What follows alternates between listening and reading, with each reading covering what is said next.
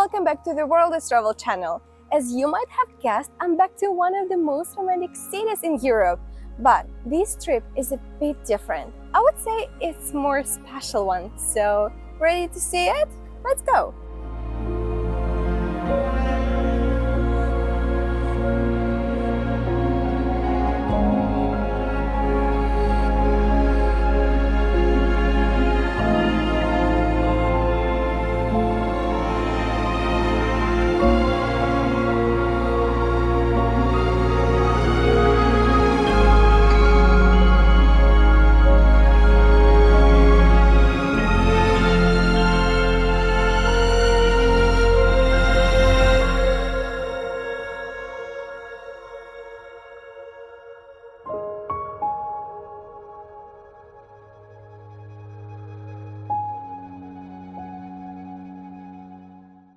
Disclaimer, this video is more like a vlog, not a travel guide.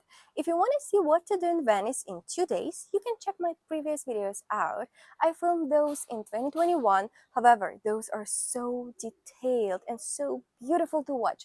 So please check those out and let me know which one you liked more. This trip was so special for me because my parents and auntie came with me this time.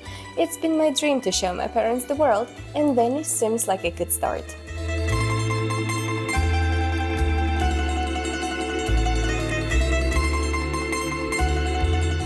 We started our tour with my favorite Cannaregio district.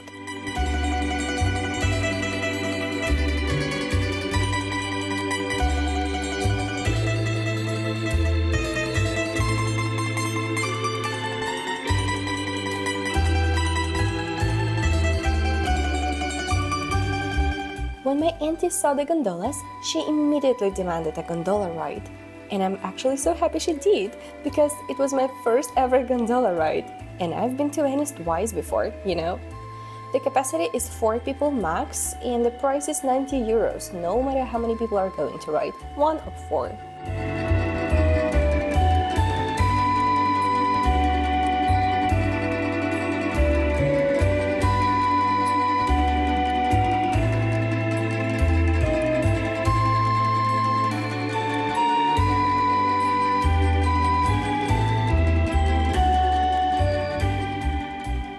I used to be among those people who always stopped to take a glimpse at the gondola, and this time other tourists were watching us. This is an exciting experience. Do not have any doubts, just do it.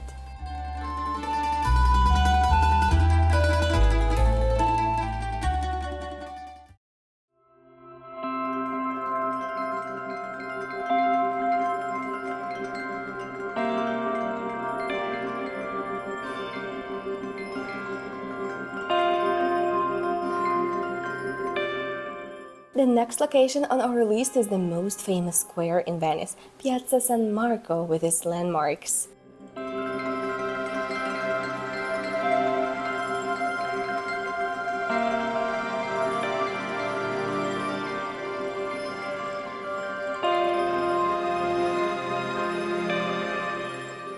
In my 2021 video, I shared the history of San Marco Basilica and its relics, like the horses that were brought from Constantinople.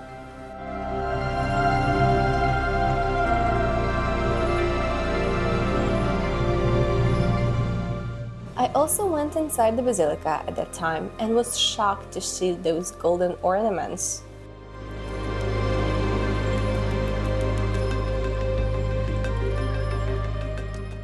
While exploring the San Marco Square, do not forget to admire St. Mark's Campanile, the Doge's Palace and the Bridge of Sighs. Again, you can see much more info about these sites in my previous video.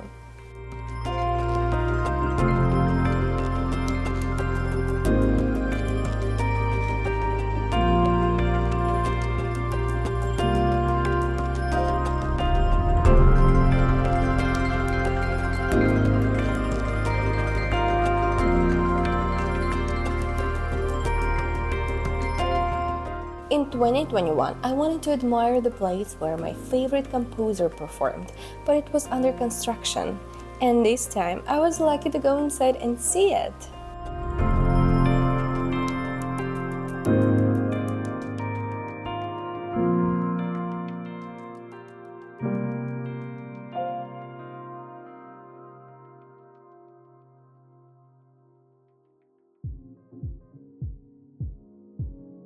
Day 2 starts with a tasty coffee and a good mood.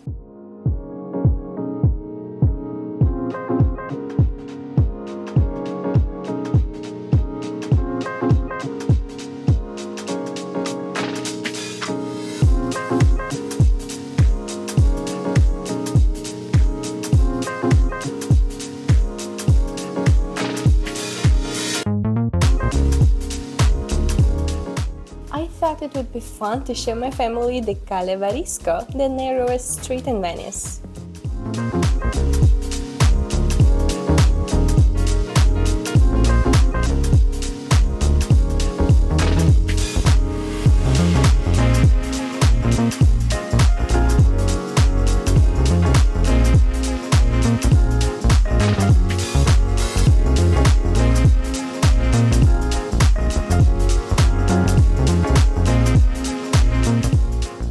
And finally, I found a place I haven't seen during my last 2 visits, Campo Santi Giovanni e Paolo.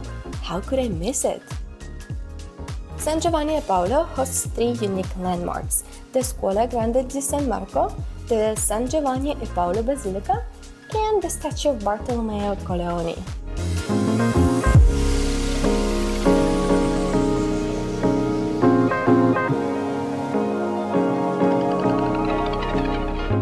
The huge Venetian Gothic church of Santi Giovanni e Paolo was the principal Dominican church in Venice, the burial place for Doges and other prominent figures of the city. Building began in 1246 and the Great Dome was added in the 15th century. You know, it feels like every time I visit Venice, I bring more and more people with me. For example, the first time I was here, it was my fiancé and me. The second time, it was my fiancé, me, and my best friend. And now it's my family, my mom, dad, and my auntie. So, you wanna visit Venice with me next time?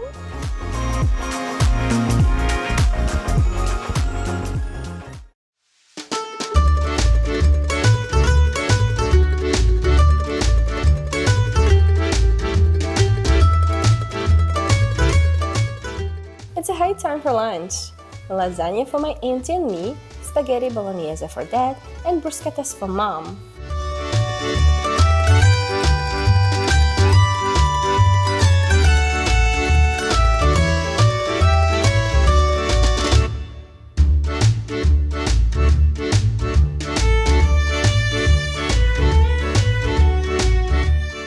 The next stop, Murano Island. So we took a vaporetto and enjoyed the views of Venice from the sea.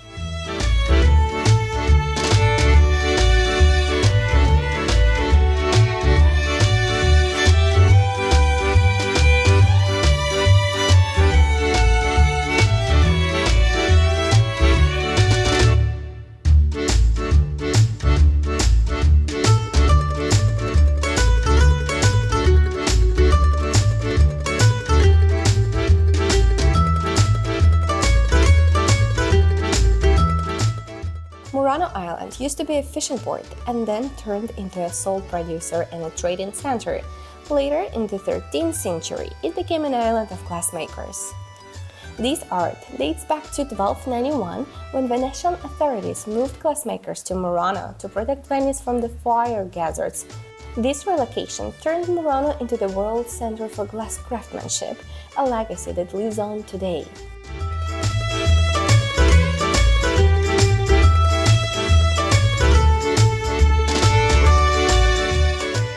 So, Murano Island is famous for its glassmaking, and thousands of people come here to appreciate the masterpieces.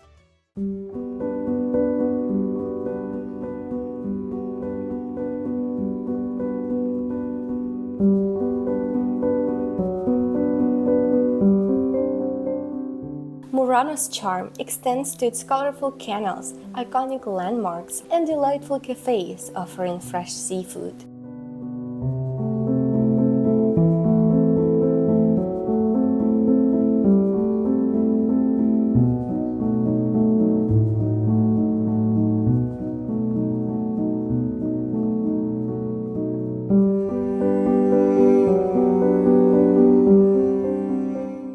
The last time I was in Venice, I decided to visit Murano Island, which is famous for its textile making, and it was pretty interesting to see it.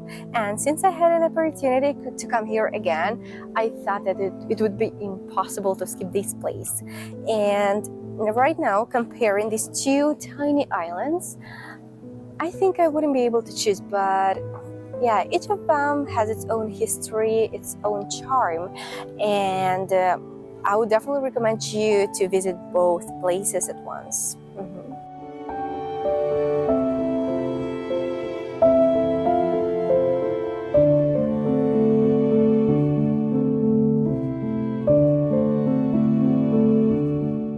Murano is more than an island. It's a place where history, artistry, and beauty come together.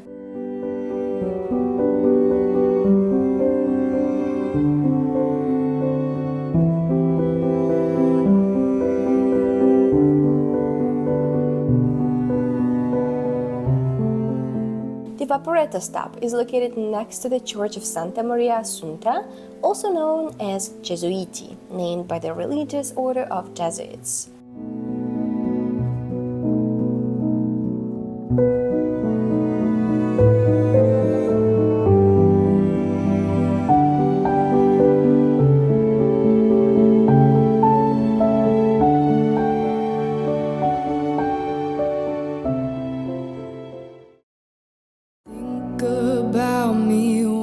It's time to say goodbye to Venice, which is marvelous day and night. Someday you'll know. My family loved the city and were sad to leave. Although it was my third time, I think it's never too much for Venice. You know what I'm going to say? I've been feeling this way for far too long.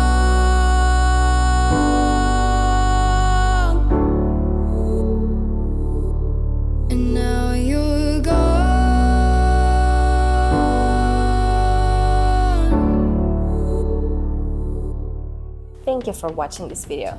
Please share your feedback and let me know if this vlog encouraged you to visit Venice in 2025.